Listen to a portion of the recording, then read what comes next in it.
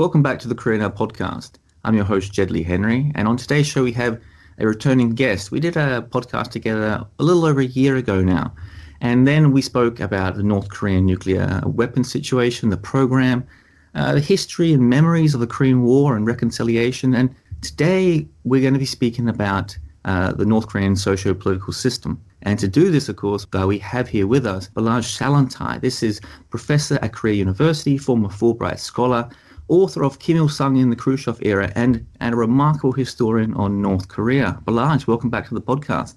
Thank you so much for your kind invitation. So as I mentioned, we're going to be speaking today about some of your articles, some of your recent articles and your recent research on the North Korean socio-political system. And we should start, as your research starts, going back to the Japanese colonial era. And you write, it is important to recognize the continued effect that the Japanese era played on the North Korean system and its political development and its evolution. And really interesting, you start at this place where you write that armed resistance within Korea to Japanese colonization largely took place outside of Korea, mostly in Manchuria and China.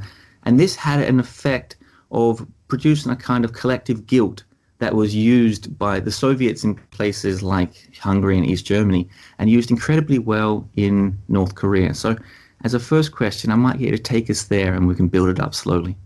Yeah, please. So indeed, this is a very interesting issue because when people look at the wartime and like before Second World War time period in Korea, and then it's very clear that the Japanese were very much in control.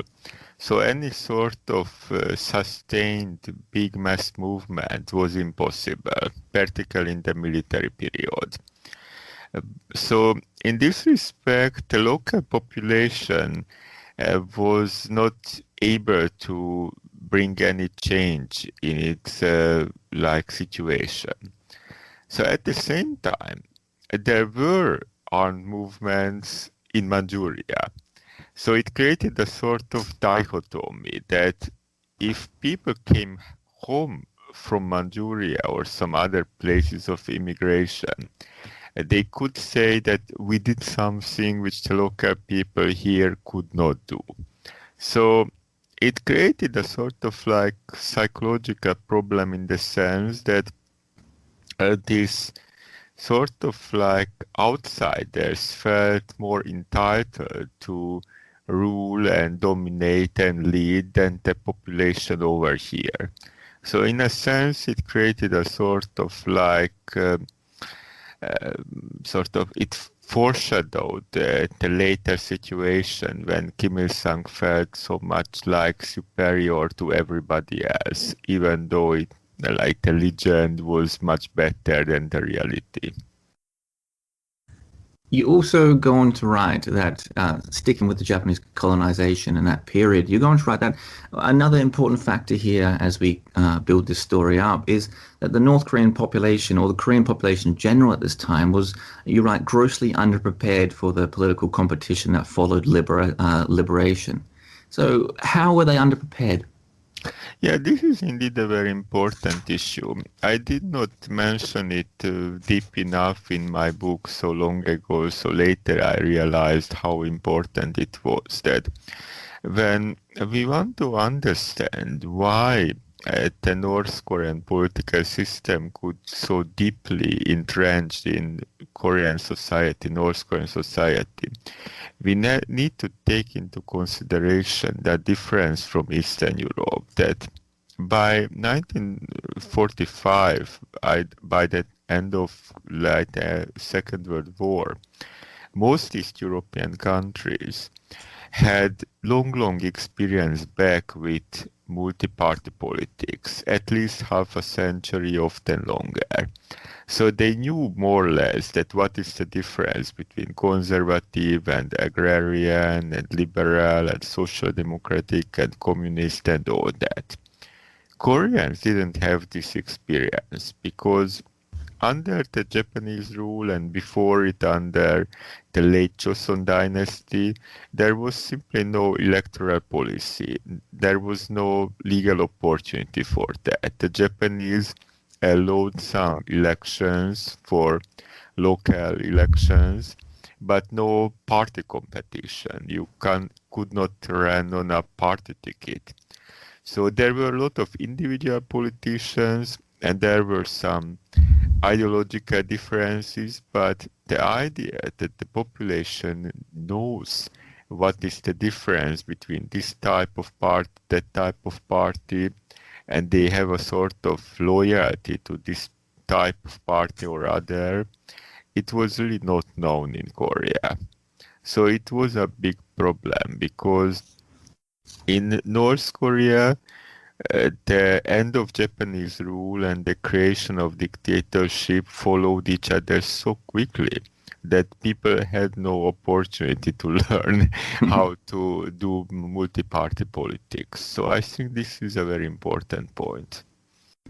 And a point that follows from that in some way was the fact that it seems that the Soviet Union played an incredible role here, not largely, but significantly, that it favored political exiles within the Soviet Union of they were ethnic Koreans, but they were political exiles. Some had very little experience, if any, of Korea, but were transferred back to North Korea at this time to play a role. So it was almost like a situation where these exiled political leaders stepped in and largely overshadowed the chances and those existent on the ground, those local politicians. Indeed. There was a very similar situation in South Korea. When Lee Sin-man returned from abroad from the United States, he brought his own people with him. So definitely there was this feeling that they have like more things to be proud of than the people over here. Now, you mention here, of course, we're talking about the Korean Soviets, and we're going to talk about Yang'an factions and things like this. But importantly, you start off your research here by saying, even that slip of tongue I've just used there, that Yang'an faction, you write early on that it's probably not accurate to call these groups factions like people have so often been doing. You're right. They're just not that cohesive as groups. So what did these groups look like, and why, and how cohesive were they? Well, it's a sort of like a double situation, because if people not belonging to your group perceive you as an outsider, it's one thing. When people belonging to your group act together in a kind of coordinated way, this is another thing. And in this situation, it was more the first than the second. So if people came back from, say, for example, the Soviet Union, the Koryo-Saran people, then these people really had no common background together. As, for example, Igor Selivanov and Andrei Lankov researched it very well, that most of these people never knew each other before they got together in Korea. They were scattered in the Soviet Union. They were not really very much political people before, just officials, often rather small officials. And now they are together.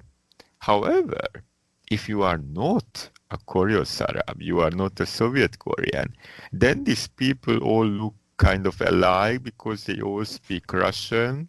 They all have this background in Soviet-style politics. So if you are like, for example, Yan'an Korean, like Kim Chang-man, then you look at these people, oh, those Russians. So it means a big difference, because then you don't feel so close to them if you have a big different background. And if you have power like Kim Il-sung had, then you can split these people, you can pick some of them and bring them to your side and then use them against the other. But still the others will like kind of perceive them as a kind of outsiders. So it's a kind of difficulty indeed, because if you are in, then outsiders don't like you very much and consider you some alien element, but you cannot very efficiently cooperate with each other.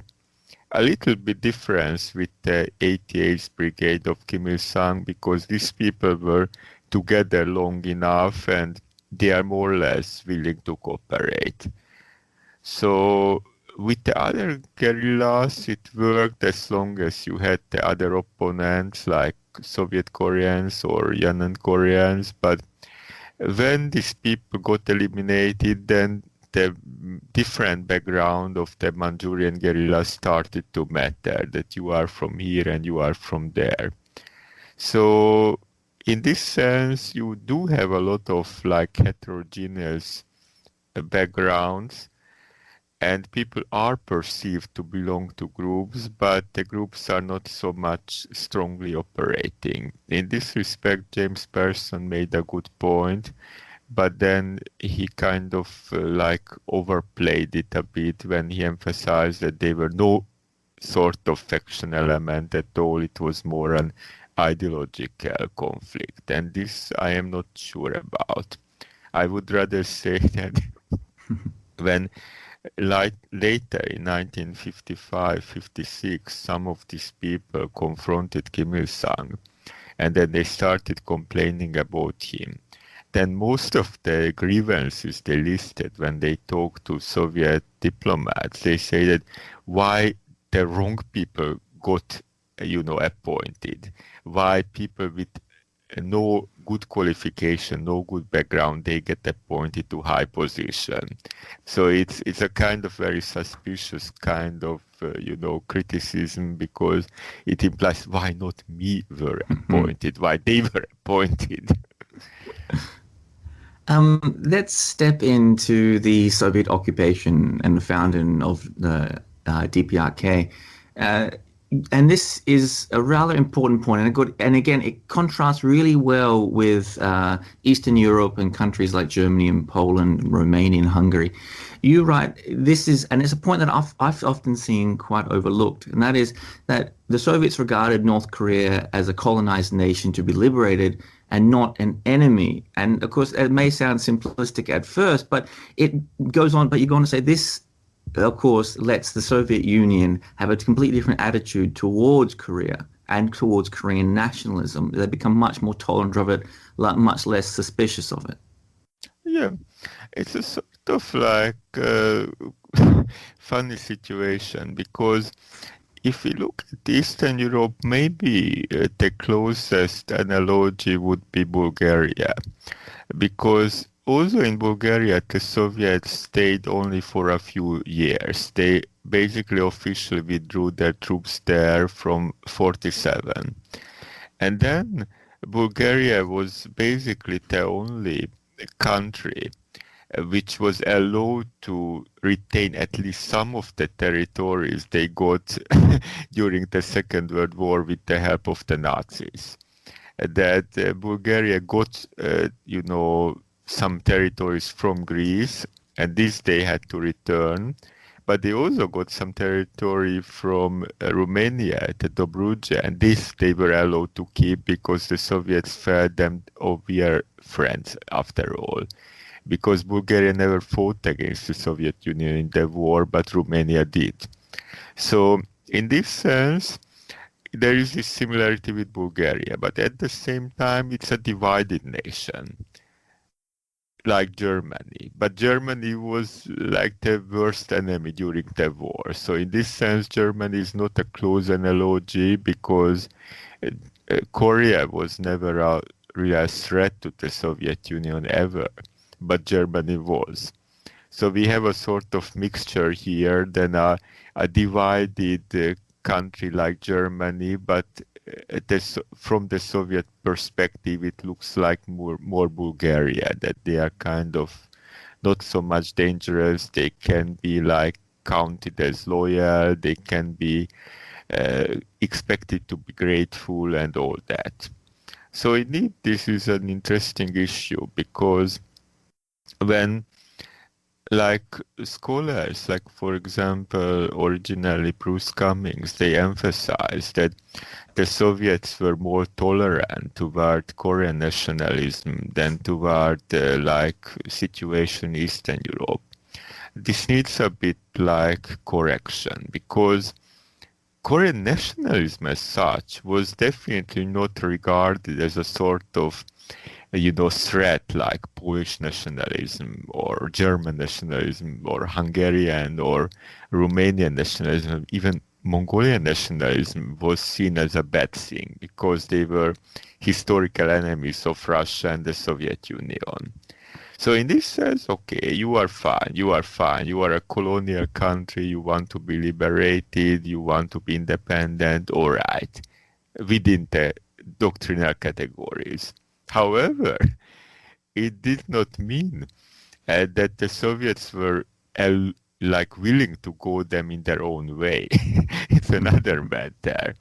So they tried to resolve this kind of contradiction by channeling Korean nationalism in a kind of safe way that, okay, as long as you are nationalist against the like memory of Qing Chinese colonization, fine. Against the Japanese, fine. Against the Americans, very fine. But not against Russia. So it was a sort of selective nationalism they wanted to cultivate, not an all-round nationalism.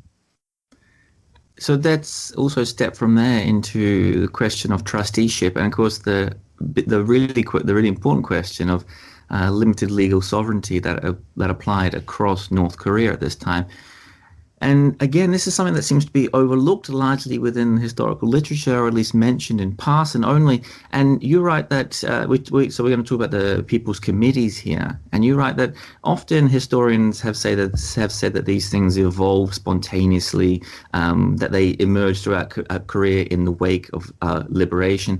And of course, you have this wonderful look at history here, and you say this isn't quite right. This doesn't quite explain the phenomena of these people's committees, nor explain their dynamics and the changes and why they came about. So take us there to the people's committees and their history and their development.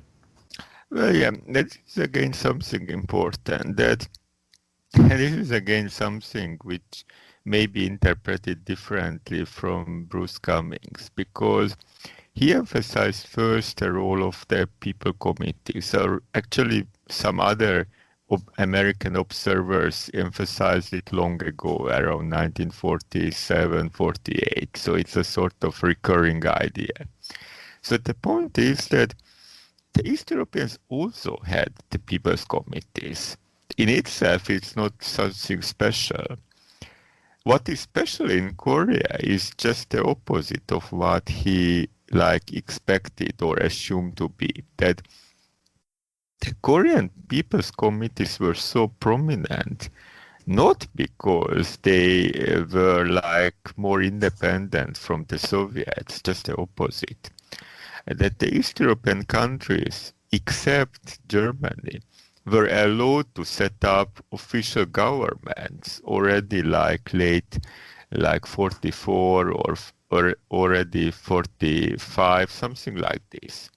Because you are a whole country, you are allowed to have a government. However, Korea is a divided country, so to set up an official government with foreign ministry and minister of interior and everything, you set up in the north, it means it is immediately a competition with the American zone. So the act of creating a full-fledged government is basically an act of division.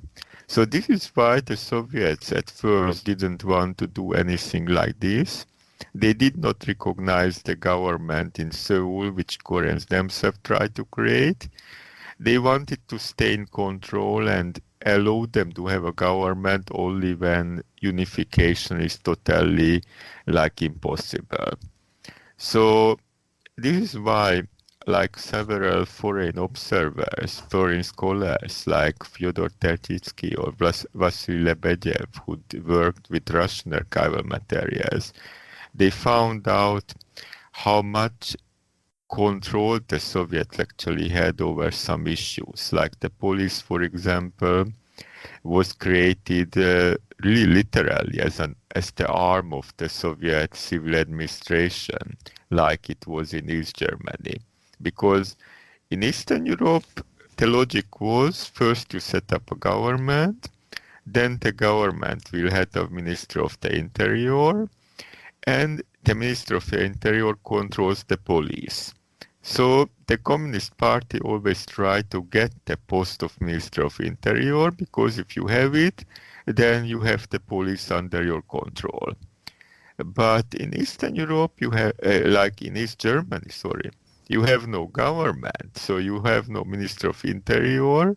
So the police is first acting as the long arm of the Soviet military administration, a Soviet civil administration. And same is in North Korea for the first years.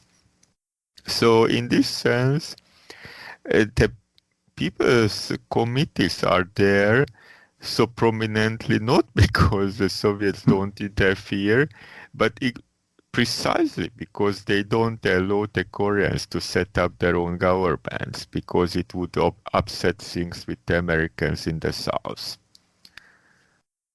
Let's talk then about the political party system and the political landscape at the time. And you write, and this is quite an interesting thought as well, that you write that, again, contrasted often with Eastern Europe, that the Soviet regarded the occupation of Eastern European countries like Hungary and East Germany as inevitable consequence of wartime victory. But of course, within Korea, this was not the case, as we mentioned earlier. They expected to leave quickly. But so they began to delegate more formal authority to those northern communist leaders quite quickly. And this happened much quicker than it did in Eastern Europe countries. And so you're right, it also meant that the North Korean political system quickly lost any genuine element of pluralism, which in the very early days, the Soviets adopted a relatively flexible attitude towards this kind of thing. But very, very quickly after trusteeship, the only party that was given legal status was the Korean Democratic Party, and then it all collapses inwards in the sense that there's no real competitive political system after that. Yeah, okay. There is some little detail I need to correct first, because what I wrote actually was not that Soviets perceived this situation like a bit differently. It's rather the population perceived that way, that in Hungary or Germany or Romania, there was this kind of feeling, well, you started the war, you lost it, now the victors, the Russians came in, now they are in control, they give you orders. We don't like it, of course, but we understand that if you have this big army here and you licked our army so badly, then now you are in control and you give orders. We cannot really fight back. If we could not stop you, with so many divisions, then now we really have no much chance. So we are going to try to stay out and wait it out when you maybe hopefully finally leave. But in Korea, it was very different. And this, again, I would say that it's a bit like indeed a sort of political inexperience, which motivated the actions of Korean non-communist politicians. That, in a sense, they felt, well, we did not fight against the Soviet Union, so thanks a lot that you are coming here and liberating us from the Japanese, but you should not really stay here, you should not really try to dictate things to us. It's okay, thanks a lot for helping, please get out. And this was really not very much realistic, because the Soviets did not think that way, that okay, we come, we leave immediately. So what happened basically was that when Korean politicians hear this trusteeship issue, they immediately react very emotionally. They say that what sort of crazy idea is this? You're under Japanese rule for 35 years, and then they want to add 5 years more under these two big powers. That go to the hell, we don't want this. But the problem is, this is not the way you talk to Mr. Stalin. This is basically, to quote saying, from the Malay word, it be like when you have a rabbit and the rabbit gets really drunk and walks up to the tiger and spits into his eyes. Well, this is basically how Mr. Stalin saw the matter. If the rabbit walks up to the tiger and spits into his eyes, then the tiger will sweat him away. So, very different from Austria. This is something very important I could not manage to write in anywhere, but it's an important point that potentially Korea had a chance to become Austria like a country, technically divided by the big powers, but not prevented to have a single government. Austria got that. They got 10 years of occupation, 4 zones indeed, but it never prevented the Austrians from having an Austrian election already in 1945 to have a government for the whole country. So the foreign powers did not politically divide the country. And one very important reason why it happened differently, then the Austrian politicians like Karl Renner, who was a social democrat and a very old and experienced person, he realized that the way to work with the Soviets was not to spit in their eyes, but rather to cunningly manipulate them. So Renner would tell the Soviets, well, I am your man. And he would secretly tell the Americans, I am your man. And then they would allow him to operate, did not try to prevent him. He was old and experienced, but Koreans didn't have this diplomatic experience under Japanese rule, how to manipulate a big power. So they reacted emotionally, well, go to the hell, how dare you dictate to us? And then Mr. Stalin would reply, I dare dictate to you us because I have a bloody big army on your soil, and if you don't listen, then I will sweat you away like the rabbit you are. So it's really a kind of sad story, and it shows very well that the Soviets were not very much tolerant, actually, that they would not do such an open confrontation in many East European countries so quickly. But here after they put Chomanshik away, then there was really no much chance to have any sort of independent politics. So let's talk about how this builds into the cult of personality here.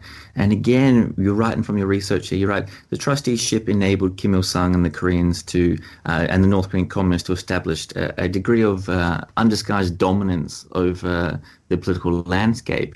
But you also go on to write that, importantly, it also exposed them to a charge of betraying Korean national interest because, of course, there's a Soviet mandated, they must accept the Moscow Agreement. And of course, this is a period, as you write, I think many people may not fully appreciate this. This is a period in post-liberation where hostile propaganda was something that was not easily suppressed. And you write interestingly that Kim Il-sung was quite downbeat about this. He's seeing these leaflets circulating in the country. They're denouncing him. They're pro-Sungmin Rhee. They are pro-American, things like this. And he's struggling to deal with this. And of course, one of the solutions that comes from this very quickly is to begin to build the cult of personality, particularly around his guerrilla activities. Yeah, indeed. It's a sort of funny situation indeed, because the leaflets you mentioned, and they can be found, in the diary of Shtikov, who was in charge of these things in the Soviet administration. So the leaflets were, as far as you can decode the message, from people like Kim Koo, probably his supporters and sympathizers, because you can feel like 3 elements. The first, Kim Il-sung is bad because he's a Soviet puppet. Lee Sedman is bad because he's an American puppet. And the Soviets are going to leave the country, and then the Kuomintang Chinese army will come in. So basically, this is Kim Koo, that somebody who hates the Americans, hates the Soviets, and likes the Kuomintang Chinese government. So his people were also kind of active in doing like armed actions in South Korea, probably also in North Korea. So you have a lot of like explosive potential here. And this kind of legitimacy problem that you come here with a foreign army and almost immediately you try to impose trusteeship, it really like damages your reputation. So this gave the Soviets and Kim Il-sung one additional reason to like create such a kind of positive image of Kim Il-sung, whatever he did before, to make it look bigger and better. And again, this is a kind of like, complex issue, because at first they never present him as the person, who did it alone without the Soviets. They try to do it in a sort of like parallel way that, well, he did a lot of things before, but then the liberation was done by the Soviets. So you are an important person, but you don't really compete with us because we did the job after all. It only later started to gradually overshadow the Soviet competition. But still, this card emerges much quicker than most of the East European countries, because the Soviets really tried to find some positive symbol to show that our people are more patriotic than those ones in the South Korean zone. So it creates a sort of like interesting situation, because in a sense it's not simply nationalism against anti-nationalism, is more like selective nationalism, that you have two big powers in your country.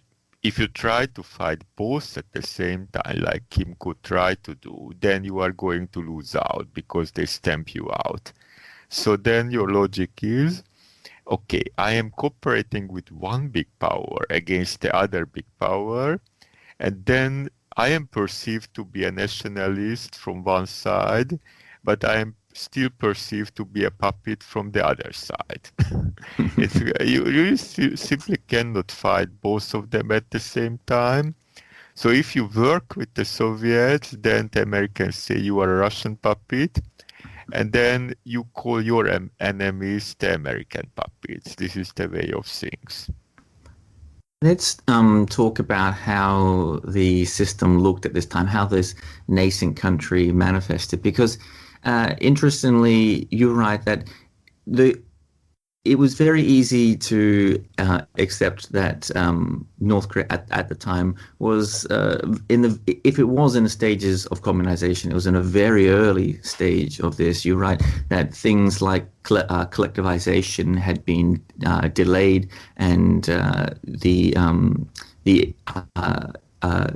private sector of the economy was still allowed to run quite heavily at the time, because they didn't want to upset sections of the population. But this shouldn't also go along to say that they were a weak country, because in some ways they were a strong state, that you write. They had a significant troop presence, a large amount of troops, tanks and aircraft.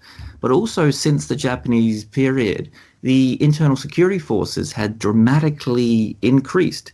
And of course, this contrasts with Eastern Europe, again, in parts of that, where one of the lines throughout history of this has been that the DPRK had deeper societal roots than these Eastern European regimes. But you go on to say that the crimes, at least the instances of arrest for political crimes in the DPRK, were perhaps 3.5 times higher than that of Hungary at the same period, which would push against this. Yeah, indeed, this is a very important point, because in the economic sphere, indeed, the regime was going much slower than the East European general pattern. Indeed, in this sense, it was similar to East Germany, because there, if you like push ahead with collectivization or nationalizing every small business, then you may be able to do it at home, but you send absolutely the wrong message to the population in the other zone. Then people would be absolutely much more unwilling to support the Communist Party in South Korea or in West Germany if you like act so aggressively in the northern zone or the eastern zone. So this is why this was soft pedaled until it seemed that you have no chance of unification anytime soon, and then you do whatever you can at home.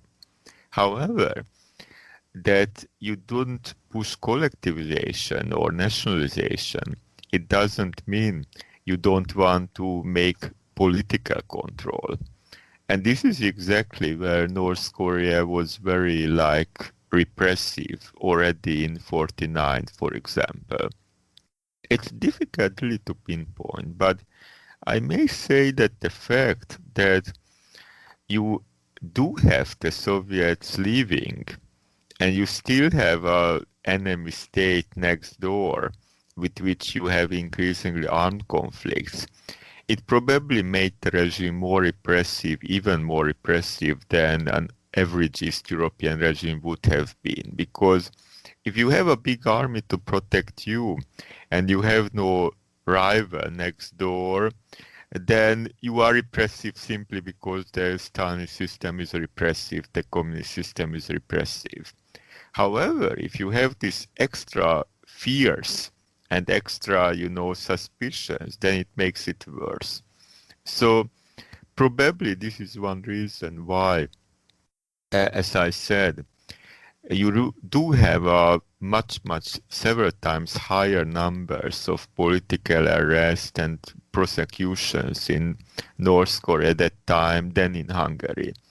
And when I calculated it, I did some mathematics, then it shocked me. I didn't believe it would shock me anything by that time, but it did, because in Hungarian popular memory, this period, 50, 51, this always stays with the kind of feeling that they were really going insane, that the political police, the AVH, the state security, they were going all over and creating these fake, spy cases all over, manufacturing them like a conveyor belt, And wherever you work, you must find a spy within 1 month at least. And then, so it was a general feeling that most of these cases were all fake, just created out of nothing. And this is the popular memory, that this was probably the worst period ever. And now you see the North Koreans overdoing it 3 times, That it was really a shock for me to discover. I wouldn't have been surprised to see that, well, it's more or less the same or a bit worse, but so much worse now, this was even new for me. This is also from a document by Stikov. It can be found on the Wilson Center website, by the way. I will link the Wilson Center website below for people that are interested as well. Let's move on to the war period, and at least the early war period, and what this does. So you write again that as the war begins, very early on within the war, you write merchants stop trading. They're scared of the war, of course, and they stop trading. And of course, they have to then take the regime in Pyongyang have to then take repressive measures to kind of force them to keep trading. But this is just the beginning of an iceberg here. This is suddenly at this period, the North Korean troops are in full retreat. And as this happens, they in a panic, they start executing political prisoners. Acts of violent resistance begin to emerge up. People are encouraged and welcome the arrival of the US ROK troops. And of course, this is an incredibly worrying period in Kim Il-sung's life when he begins to see popular uprising of sorts within his own country, and it all begins to lead towards 1950 December, where he launches a purge as a result. Yeah, I would say this is indeed one of the most important psychological moments in the history of the regime.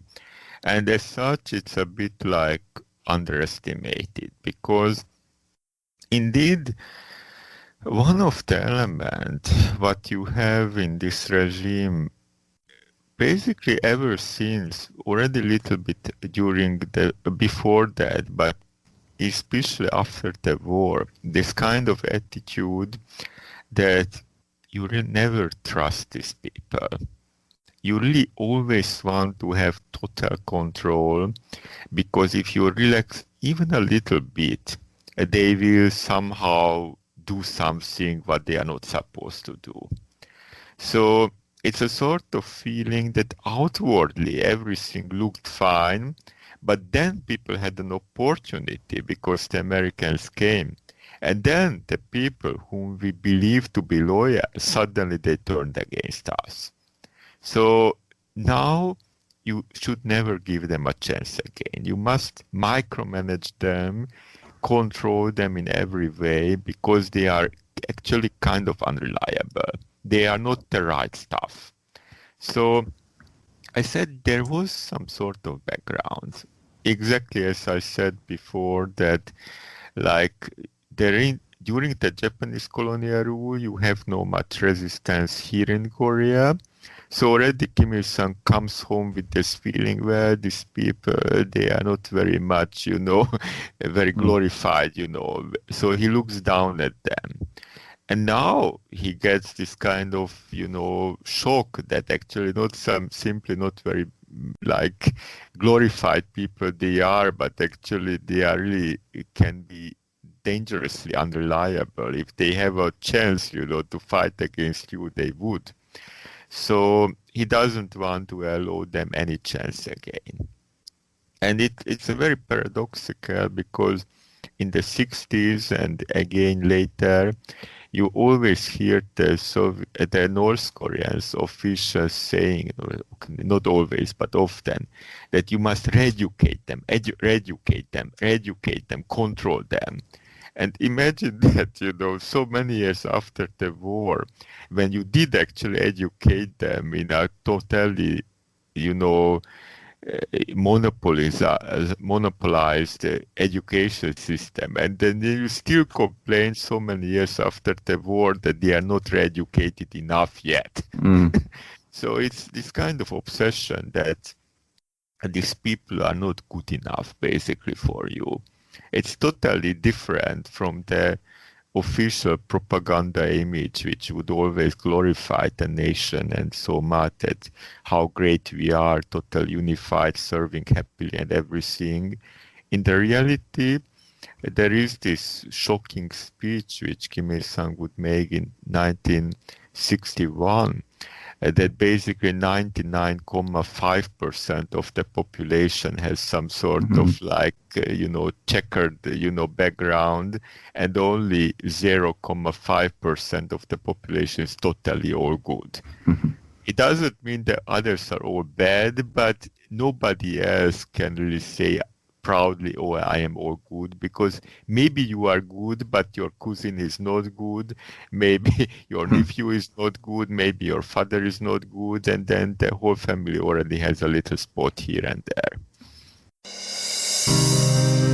I really hope you're enjoying this episode of the podcast, and I apologize for this interruption, but I'm just going to take this moment to remind our listeners that we've made a conscious decision here in the Korean App podcast not to run advertising in any way. So if you do enjoy the podcast, and you listen regularly, and you do want it to continue, it is important that you do your best to support us at the links below, or by sharing, liking, or commenting on the podcast across social media. All your help in this regard is invaluable. And now back to the episode. So from that purge, and as you mentioned there, this is a purge of people, and it's really heterogeneous. It's even people from Kim's own guerrilla group are being purged here, but it doesn't seem, and of course this is really interesting part of your research, that importantly here, there is no de-Stalinization process or rehabilitation of the victims themselves after the war, very shortly after the armistice. There's a series of show trials that are held. And importantly, you write that Kim Il-sung, he continues to be worried about Khrushchev's secret speech. And instead of following this trend of de-Stalinization, he digs in, and he says he thinks it'll be a huge weakness on his own personal authority if the innocence of any of these purged people is admitted. Yeah, indeed. This is again a very complex matter because nobody really wanted to rehabilitate people whom they themselves had murdered, just a few years ago. So when the Soviets forced some of the East European leaders like Mátyás Rákosi in Hungary to investigate these show trials, they are absolutely, unhappily doing it and very reluctantly. They try to blame it on the security chief. They try to blame it on anything but themselves. They understand that this is going to blow them up. And this is what happens. If the Soviets don't interfere, like in Czechoslovakia, they don't force this kind of re-examination, then the leaders prefer to leave it alone. So this is an important matter because in Hungary and Bulgaria, the Soviets forced the matter because the victims of these big show trials, the Reich trial and Kostov trial, they were accused of being Yugoslav spies, Titoist agents. So when now the Soviets try to make their peace with Tito and accept that he is not an imperialist spy and enemy and terrorist, but he is also a communist who can be our friend. Now the Soviets forced the Hungarians and Bulgarians to rehabilitate the people who were killed under the false charge of being Yugoslav spies. Because as long as the trial remains as such, then the Yugoslavs will be always dissatisfied and unhappy that you publicly accused us with totally false charges. You must reverse that. In Korea, it's different because at the trial of Lee Seung-yup and ultimately Park Hon-young, this is directed against Lee Sin-man and the Americans. So the Soviets at that time have absolutely no reason to, make Lee Sin-man look better than he was or make the Americans look better than they were.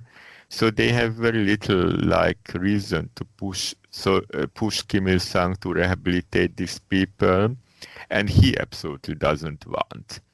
So it's a kind of very tragic thing because once these people were rehabilitated in a country, then the image of the leader being so much perfect, you simply cannot hold up any longer. So it damaged the authority of Rákosi and Chervenkov so much that basically it gave a push to them to depart and to get out of politics. But here in Korea, when you killed somebody and you are able to maintain this kind of official narrative that your victim is actually a criminal, then it kind of poisons the political atmosphere forever. Let's talk about Kim Il-sung's war record. This is both of his war records, and this becomes a huge fear of his. So he is pressured early on to adopt a kind of collective leadership role, and this is again correlated to what has happened in Eastern Europe. So he holds the roles of basically premier and first secretary. But Kim doesn't want to relinquish this kind of role because he is uncomfortable about the questions that he thinks are going to come his way about his conduct during the Korean War, which, of course, I'll get you to open up of why this is a problem. But you have this quote in here, which is really interesting, I found. And this is September 1956. And it's a member of the exiled Yang'an Korean dissidents. And this is what they point out. They say, thanks to the numerous demobilized repatriated soldiers and the population around the area of the 38th parallel, it was no longer a secret who started the war and that who should bear responsibility for the war in Korea. And this also this fear of what happened during the Korean War and being held accountable to it also is another gripe of the Yang'an faction and other factions like this, who are upset that Kim is overplaying his guerrilla war record and his guerrilla war years. Indeed. And this really brings us to the other big power in the picture. It was China. Because after the Americans came in and pushed Kim Il-sung back, it was the Chinese army which helped him out. So it was very clear for anybody in the know that, well, actually whatever the North Korean propaganda would say later, that the war was not won by us. If anybody won it, it was the Chinese, but even then it was more a stalemate. And so indeed, if you look at this matter from the perspective of how the population endured all this, then if you ever allowed this to be mentioned, that actually the war was started by us, and then it was badly mismanaged by Kim Il-sung, then a whole, can of worms would be opened, because you start a war, you bring this catastrophe on us, how on earth you can still pose as the great commander, So definitely it made Kim Il-sung ultra sensitive toward any kind of, diminishing of his authority. He just became marshal, official marshal appointed by the end of the war. So now he tries to pose as the great commander.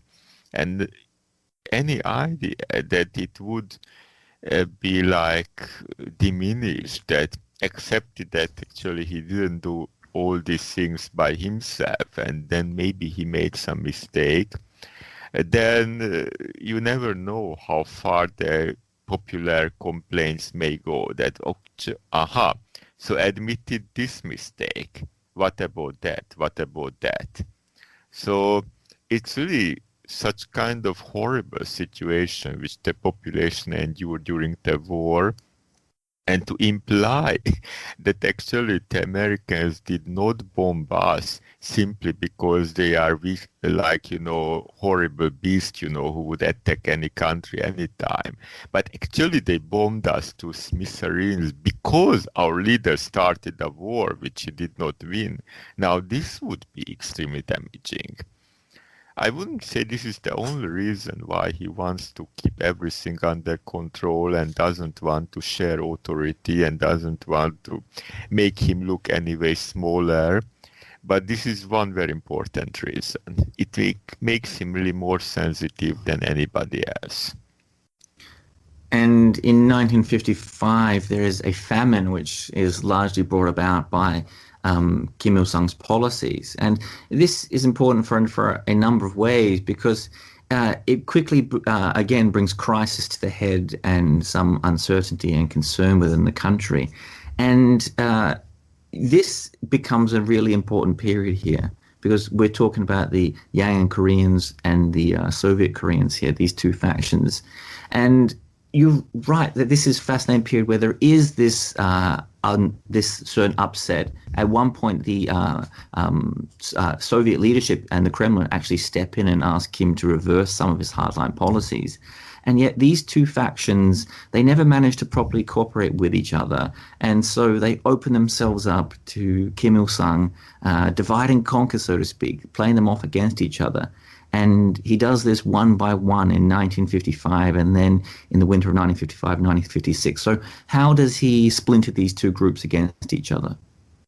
Yeah, it's absolutely true that they start to cooperate only around like mid-56, by which time it's a bit too late because they are already a bit too weak. Until 55, they really like go their own way. And it's a kind of very paradoxical situation because the Yan'an Koreans, they feel that Kim Il-sung is too pro-Soviet and he promotes the Soviet Koreans, and the Soviet Koreans are not so much sure about this, and they are kind of unhappy with the Yan'an Koreans because they feel that these people are criticizing us behind our back. So it's a funny situation in the sense that you have some Yan'an Koreans loyal to Kim Il-sung, like Kim Chang-man, who hate the Soviet Koreans and try to push them out. And then some other Yan'an Koreans, like for example Cho Chang-ik, who are increasingly critical of Kim Il-sung, and then they are also critical of the Soviet Koreans for one reason or other. So it is a sort of very complex maneuvering, and the more internal factional lines are like breaking lines you have, it's easier to manipulate for Kim Il-sung. But the famine indeed a big problem because it really makes the population very dissatisfied. And it cannot be solved by local means. So you have to ask for the big powers to help you out, to send you aid. But if you ask them to help you out because you yourself mismanaged the economy very badly, then they get the leverage over you that they say, the Soviets say at least, that, well, it was your own mistake, you should not do it again, you should correct it. So then it creates a situation again for Kim Il-sung that you did something wrong, you have to deal with the consequences, and maybe you are going to lose your face. So he really tries to handle the crisis in a way that whomever was at fault, it was not me, it was somebody else. So again, this is different from Eastern Europe because when, for example, in Hungary, the economic problems of the Stalinist industrialization are being corrected in 1953. This is done under the command of a new person, who is the Prime Minister, Imre Nagy. So the idea is of the collective leadership, that Rákosi is still the first secretary, but the Prime Minister is now a different person. So then the good policies, the new course, the economic reforms, the population attributes to the new person, to Imre Nagy. So he really became a kind of popular person, and Rákosi became worse and worse in the popular memory. But in North Korea, there is nothing like this, because when Kim Il-sung makes the mistakes and then they are reversed, then there is nobody else who can say, well, I corrected Kim Il-sung's mistake. Nobody is allowed to play this role. So, in fact, it's very paradoxical that Cho Chang-ik is dismissed in the very same time when the mistakes are finally corrected. So let's step this forward again to a very significant purge and a very significant moment here. So as we've mentioned a little bit here, Kim is increasingly promoting his guerrilla comrades, but he also begins to promote people who are not his comrades, but people who perhaps just simply loyal to him as a leader. And this comes to a head at the Korean Workers' Party plenum in 1956, in August, where Kim Il-sung and his policies are openly criticized. And at this moment, it becomes obvious very quickly that the people criticizing him just do not have the numbers. He has support on his side, not just from his guerrillas and the people he's promoted, but also from people within the Yangang and Soviet Korean groups who've been splintered away. And this forces this moment where many people from the Yangang group managed to escape to China, and China intervened briefly to insist that these people are readmitted in some way. But this is just a cascade towards 1957, where there is this large-scale intra-party purge. And this is not just against those people who may just be his enemies, but this is against a whole range of high-ranking people and across society, not just the political party, but within universities, etc. So let's walk forward to that purge in 1957 and the machinations on the ground. Yeah, this is absolutely true. That the triggering factor indeed is the so-called August plenum incident, August 56.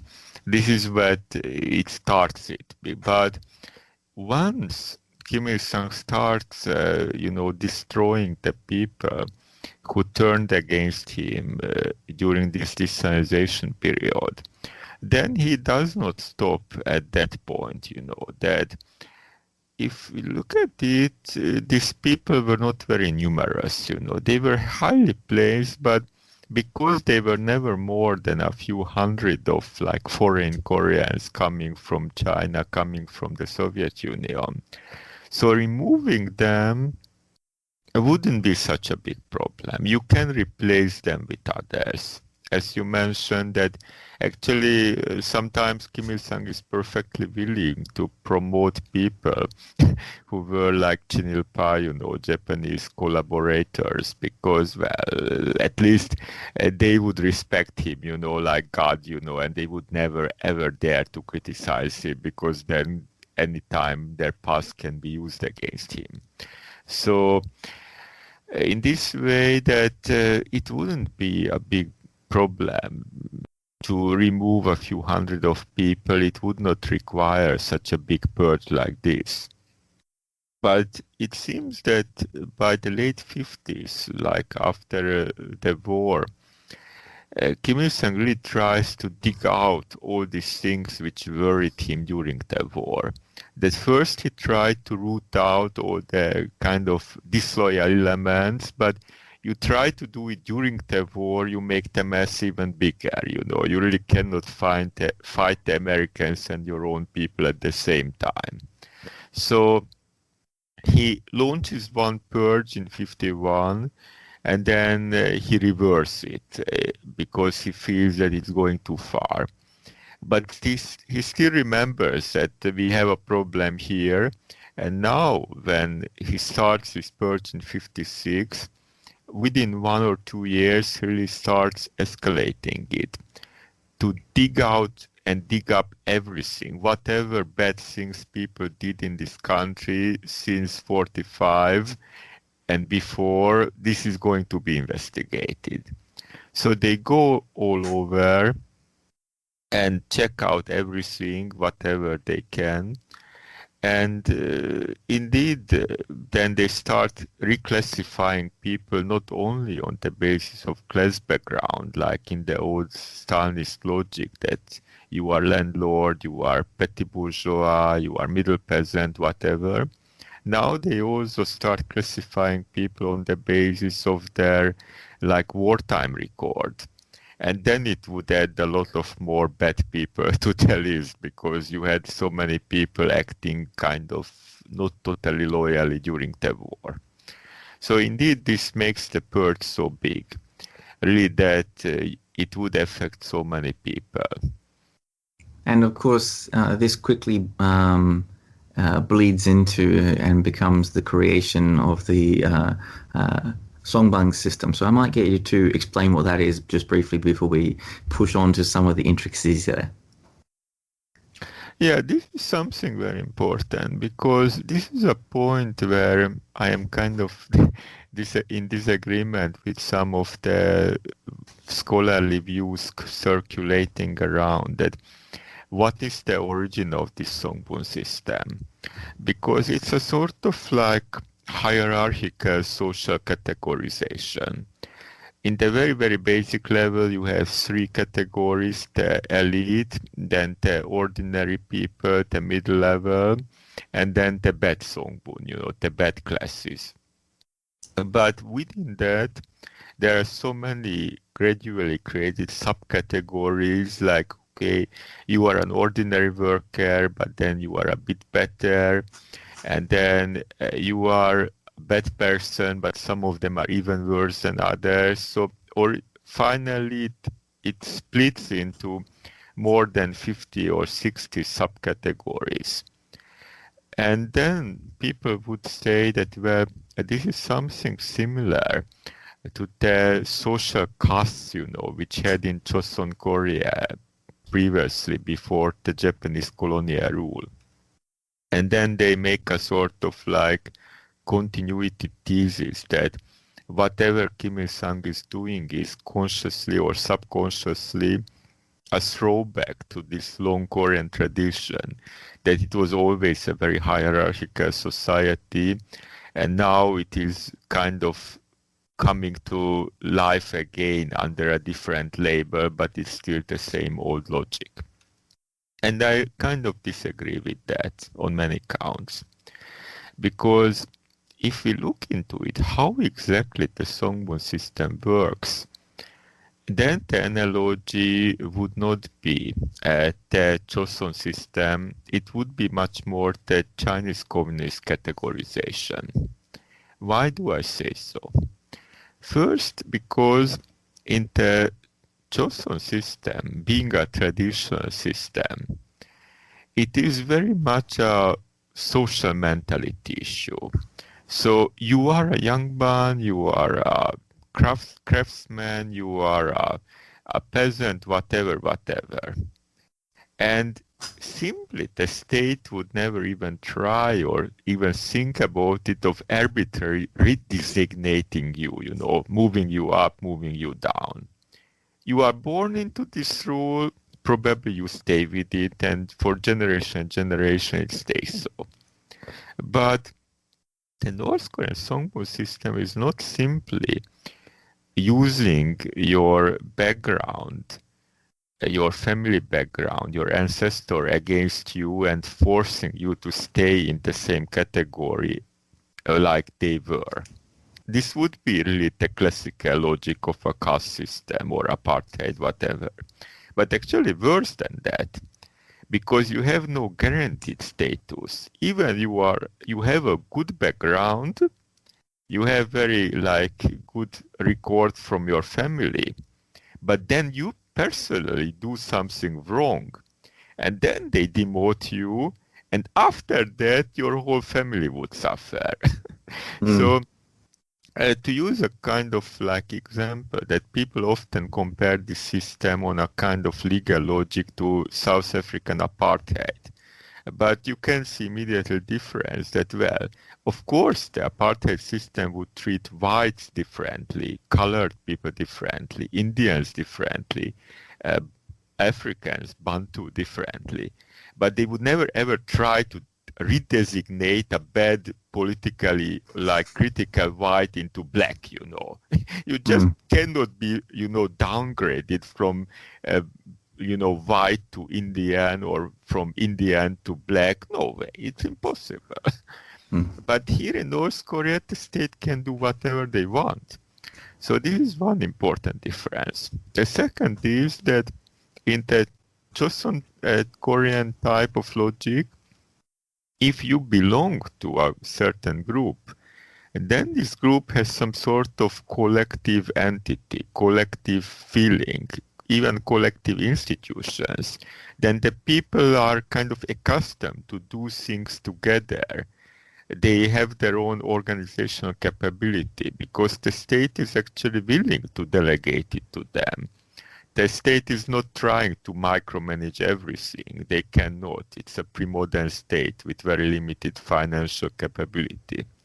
But in North Korea, if you are in one songbun or you are in another subcategory of a songbun, this subcategory would never have its own meetings. It would not act together. it's only a state category for you, but not an internal, organization capability. So in a sense, like, again, it's a very different type of logic. And then again, there are some other differences, like, for example, if in the Joseon society, you get this designation in the hierarchy, lower or higher, on the basis of what sort of profession you have. So some professions are inherently respectful, like, working with your pen, and some professions are inherently very bad, like, working with leather or killing animals. In North Korea, it's more complex because officially, if you are a miner, then you can be very proud of yourself as being a very important member of the working class. But at the same time, many people get forced to be miners because they are former soldiers, from the South Korean army, and they get it as a punishment that basically we are working you to death. So this is why we really cannot say it's very similar to the Joseon system. The Chinese communists had a very similar logic, which also interesting in a sense that the Joseon system would not insist on this male lineage continuity so much. The Chinese communists would. That when they would say that you are a person from a good family or bad family, then they would use the paternal line. The old Joseon system was kind of more flexible in this sense. So the one big difference, however, that in China, when the regime came to power after a big revolution and civil war, they would not suspect so many people being like bad or at least like not completely good. But when you implant the system into North Korea, when the regime, the leadership is so distrustful, then you automatically put much more people into the bad categories or in the wavering categories than in China. So from that, let's talk about the group that finds itself at the top end of those categories, the former guerrillas, largely. And in 1958 to 1959, there's this huge campaign to glorify them and to build them up. And remarkably, you quote Brian Myers here, and even Juche ideology at this time was put forward as a collective product and a collective creation in many ways. But of course, this quickly builds this, by building so many people up to such importance, it is bound to create a degree of conflict and rivalry. And this begins this remarkable moment in the mid-1960s where Kim Il-sung's personality undergoes this gradual decline. And you write that by the winter of 1965, 1966, the number of songs and poems about him have decreased. Some of his statues and pictures are being removed around the country. And this begins to move forward into this point where not just the decline of his personality cult is happening at this time, but it walks us towards the disintegration of that guerrilla solidarity, of course. Yeah, I personally would consider these events even more traumatic than the purge of the Soviet and Yan'an Koreans, because in a sense, the first people, like Koryo Saram or Yan'an Koreans, they were more outsiders in a sense. And they really had very little chance, to take roots, and be accepted like representing the whole population. However, and Kim Il-sung never felt really close to them. However, when you turn against the people who are officially your closest companions according to the mythology, and then you struck against them and you suddenly declare them to be a non-person and they write you out of history forever, then this is a really serious thing. It's a bit similar to Mao Zedong launching the Cultural Revolution against his former comrades, or Stalin purging the old Bolsheviks. So this is why it's so important. And indeed, the issue is that at first, when Kim Il-sung wants to suppress the Soviet Koreans, Yan'an Koreans, then he is very much like trying to glorify the whole Manchurian partisan movement, the guerrilla movement. And then at that time, it's done in a way that, okay, yes, of course, I was the biggest guy in town or in the forest. But then there were also many good people helping me. So then the glory is shared. Because Kim Il-sung really wants a lot of, allies to, defeat the Soviet and Yan'an Koreans and to show that we have more reason to be proud of ourselves. So then it is a kind of weird way of acting as a collective leadership, as close as North Korea ever gets to it. And particularly this person, Pak Kyum-chol, who became later the so-called, head of the so-called Kapsan faction, which is again a bit inaccurate to say, then he really gets rather high in the glorification by 63, 64. But as long as Kim Il-sung himself is even higher, then okay, manageable. We are willing to do it. What really creates a big problem is when, as you mentioned, in 65, 66, Kim Il-sung's personality cult is being a little bit reduced. Not badly, it's not a big shock, but it's quietly chipping it away at the same time when you still have some other high-ranking people officially accepted that you also made a big contribution to the anti-Japanese struggle. So it's relatively, Kim Il-sung is brought down just a little bit, but because there are some other people who are still recognized as being relatively high, then the difference between him and the other people becomes less. So subjectively, it looks that his authority is being a bit diminished. Not a very bad issue, but in this system, everything is very sensitive. And here the Juche issue comes into the picture, because in 55, 56, Juche is still used as a kind of bludgeon, a stick against the Soviet and Yan'an Koreans. Then it is kind of neglected for a time. And then it revived again and used to say that, well, we are independent in the Sino-Soviet split. We don't want to go the Chinese way or the Russian way. We have our own way. But then it's not being used as a kind of, bludgeon against the other guerrillas. What happens in 67, when Kim Il-sung starts purging some of the former resistance members like Pak Kyum-chol, is then suddenly they make Juche as a sort of, stick to hit anybody else, whomever Kim Il-sung doesn't like at the moment. Because basically it's a kind of paradoxical situation that previously, the main source of Kim Il-sung's legitimacy and glory is that he was a great partisan, a great guerrilla leader.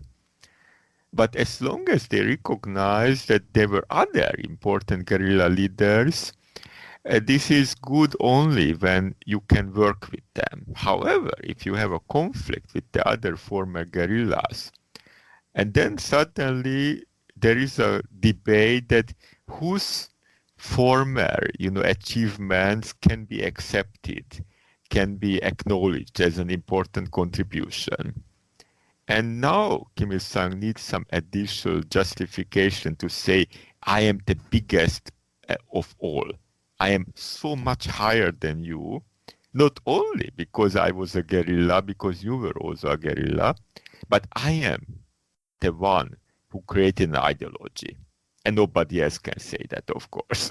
Mm. So, and then ideology is being used as a weapon. It's not simply because this Juche Satsang is saying anything really substantial. Brian Myers is totally right in that Juche as such is a kind of very, very primitive, bastardized, thing, deliberately trying not to say anything deep, because then if you are deep, then it can be used against you. But just it has one important function here in this purge. Our leader created something which nobody else did. Like, Mao Zedong has his own Mao Zedong thought, so now our leader has his own thought. This is how it's being used. But exactly as he said, and I myself also wrote in a review of his book, Juche Satsang is not meant to create really an ideology.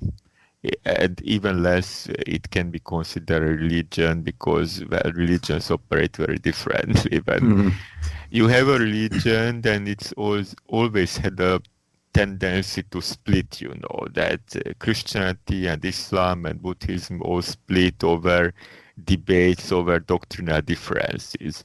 But nobody ever debated over Juche, that I interpret Juche this way and you interpret Juche in other way, and then we fight over that. Nobody would ever.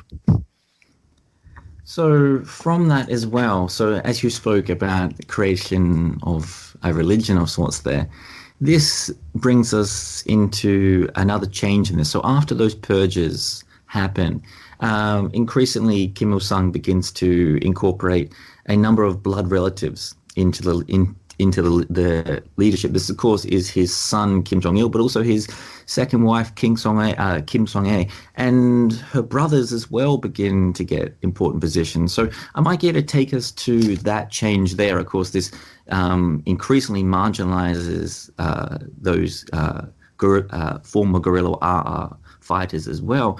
But this elevation of family, as it begins, it also then quickly splinters as well, and soon his second wife and her brothers are on the outer, and it is Kim Jong-il by himself.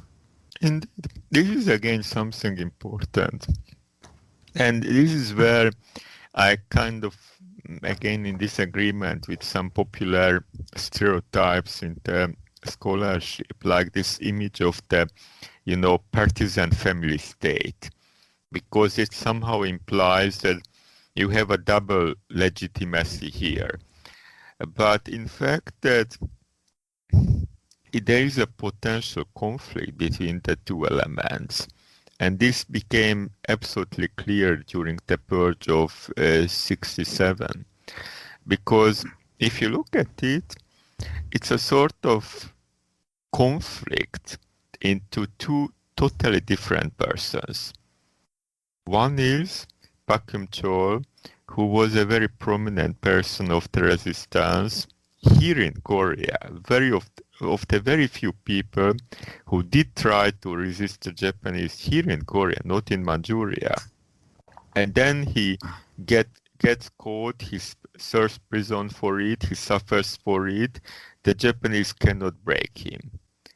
So he is justifiably very proud of this experience. And he is kind of unwilling to accept Kim Il-sung as a living god, only as somebody doing something same and maybe bigger than me. And now at the other side of the pole, other end of the pole, you have Kim Jong-ju. You have the brother of Kim Il-sung, who was never a resistance member ever. You can call him a Chinilpa if you want. And then he is rising like a meteor, like a, Sputnik or whatever, simply because my brother is the boss. So it definitely creates a sort of serious resentment issue among the real guerrillas, that why this guy is getting promoted over our head simply because he's being the brother. So then, when eventually Kim Il-sung makes a decision and the axe falls, and then his brother gets the position, and then Pak Geum-chol gets, destroyed, then it basically breaks through the heart of the guerrilla image, because now it becomes clear that being a relative of the boss is more important than being a glorified guerrilla. If you are a glorified guerrilla, this is no longer enough for you to survive. Can be, but not enough. So then it creates a shift that more and more relatives are brought into the leadership. But then again, it upsets the balance. It's a kind of funny situation that each time you remove a group of people, you need to fill the gap with others. And then you bring more people to the top, and then again they start fighting among each other that, okay, we are all here, but who should be a bit higher than the others? So this is when this issue comes up, what you mentioned, Kim Il-sung having one wife first and the second later, because each of them would have, children, and each of them tries to promote his or her children. Of course, the first wife is already dead, but Kim Jong-il is already growing into age. So then the second wife, trying to promoting her own children, gets into conflict with the family of the previous wife. So for a time they try to maneuver and keep a balance, but again, inevitably it breaks down because these people are not very much, willing to tolerate each other. They fight over the spoils or this, and eventually somebody must give way. So this would not make the regime much worse than it already became. I wouldn't say it's such a big shock like the previous purges, but it helps making the regime even more like despotic and centralized, because if even within a family you push some people aside and you cement in that only this lineage has a right to be so much center, then it eventually helps to explain why eventually Kim Jong-un decided to get his own uncle, assassinated and killed and things like that. If you start this logic that even your family member can be destroyed if necessary, then you will not stop at anything, basically. But of course, from this, and we're coming towards the end here, as this begins to move forward towards Kim Jong-il, this brigand and these last few purges, a certain degree of stability seems to come over the system. So after this fourth round of significant purges ends in 1977, you write that a lot of the leaders at this time then go on to hold their positions for a considerable period of time, a long number of years here. And then the system continues and begins to look something like, again, analogy you use, something closer to the Syrian or the Iraqi Ba'athist parties as a good analogy for what it looks like. So before we have a couple of final questions here, talk us through that period and how all these purges and the elevation of family actually produces a little bit of long-term stability around the 1980s. Yeah, indeed. And the reason why it can be done, it is that it was a sort of parallel process that during all the time when the previous leaders and generations were destroyed one by one, then there is a slow and gradual training period for people who can eventually fill the gap. So this is the so-called Mangyongdae school of former revolutionaries and martyrs, when the orphans or children of people who fought against the Japanese later fought again in the Korean War, these people get a bit sort of special training. They are treated as kind of the best and innerest circle of the elite. So gradually, they come into age. They get their training starting maybe from the 50s, maybe from the 60s. By the time they get out of school, but then they can get involved in politics. So by the time Kim Il-sung finishes purging everybody standing into the way of, Kim Jong-il's succession by, say, early 80s, these people are fortunately old enough to fill the gaps. They can take over.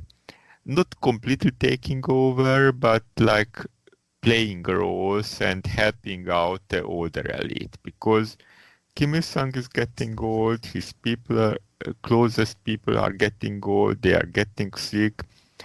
If this new elite had not been created, then either the regime would have become weaker and maybe disintegrating, or they would have been forced to open up a bit more.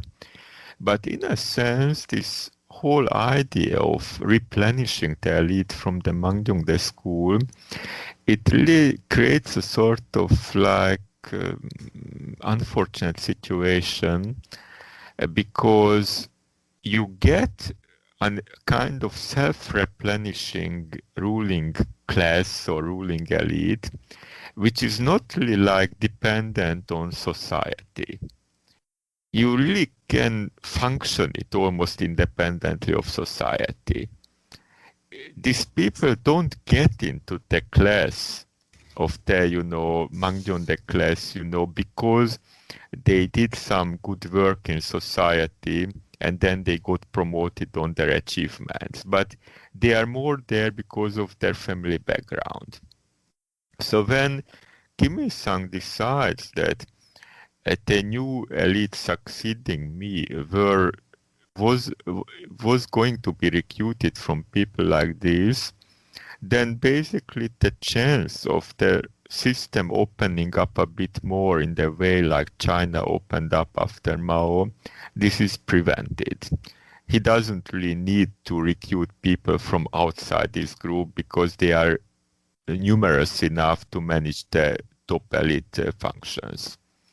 And indeed, this is a bit similar to, as you mentioned, Iraq and Syria, because there you also have like inner and outer layers that, of course, first you have the ruling family of the president, like Hafez al-Assad or Saddam Hussein, but a family alone is not enough to run the whole country. And then they would have a kind of core class, like a sort of minority group, the Sunni Arabs in Iraq or the Alawi people in Syria, who are to some extent isolated from the rest of society.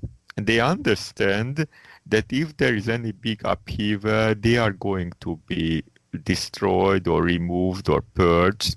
So they're really clinging to power as much as they can. They understand that if the regime comes down, all of them are going to come down. It's one reason, in fact, why the North Korean system is so stable. Why the hope, that somebody is going to overthrow, Kim Jong-il or Kim Jong-un is a bit like, unrealistic, because the elite understands that if we create so much instability that the regime collapses, then not only Kim Jong-un is going to go down, but all this elite is going to go down, and they don't want that. So this is why it's a serious matter. So stepping from that, and I think as a final question, because this would be the way in which you summed up one of your articles, and it's a good way to reflect back on what we've been speaking about, because it's such a diverse history here. So much is happening. But you go on to write, and on that question of the the sustainability and the repressive nature of the regime and why it looks the way it is, you're right, there is still one prominent feature of the North Korean political system that has remained unchanged throughout the entire Kim Il-sung era. And that is that the vast majority of the population didn't have been denied any access to legal or semi-legal opportunity to hear or express or maintain any alternative view. So how is this this the important thread in your mind? And is this going to continue into the future in the way that it's going to remain as repressive as it is, and also maintain the strength of the regime as well? Indeed, I do consider it something extremely relevant still today, because if we look at the North Korean society now, basically what we see is that it is much more marketized than any of the East European regimes were in 1988 or 89. Because without the Jangmadang, without the small-scale markets, the economy would not be able to function.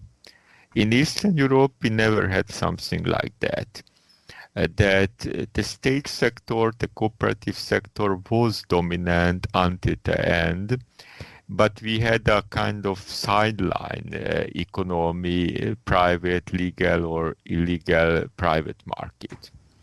However, in the political sphere, it's the reverse. That in North Korea, the official political ideology or propaganda or whatever still dominates so much everything, which would have been unthinkable in Eastern Europe by the 80s. That even in comparison with, say, Iranian media or China or Vietnam, the situation is striking. That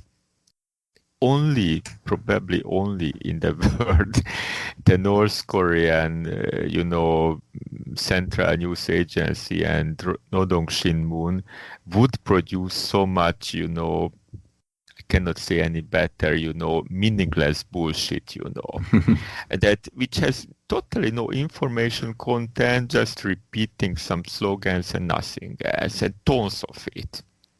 It's not being done in Iran, not being done in China, not being done in Vietnam.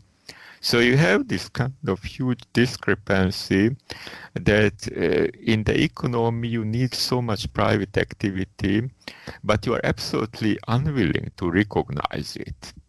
So illegally, people do get a lot of alternative information, but they are not allowed to do it, In Eastern Europe, by the 80s particularly, but even before in Hungary, long before that, you officially got a lot of alternative information. Not alternative in the sense that anti-regime, but the kind of logic that, okay, if you don't want to be a dumb, stupid person, you must know about this in the world. If you don't know, you are stupid and you should be ashamed.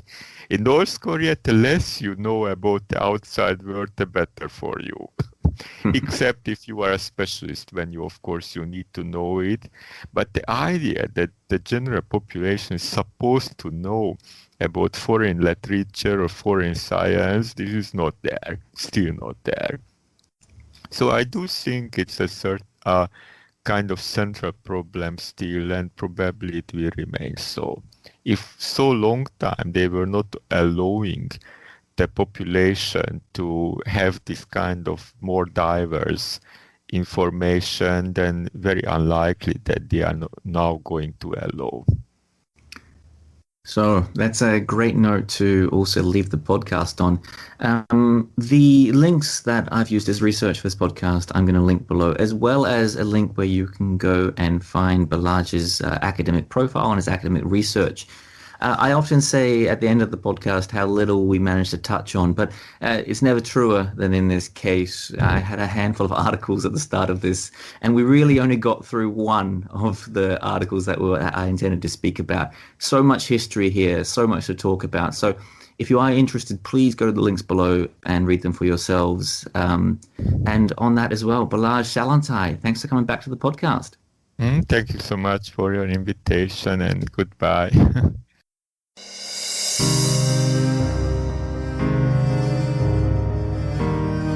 Thank you for listening to this episode of the podcast. I really hope you enjoyed it. This is just a final reminder that we've made a conscious decision here on the Korea Now podcast not to run advertising. And so the podcast is entirely funded by you, the listener. So if you do want it to continue, please consider supporting the podcast at the PayPal or Patreon links attached below. Or importantly, you can share, like, or comment on the podcast across social media. And on that, I hope to see you again for the next episode. Thanks again for listening.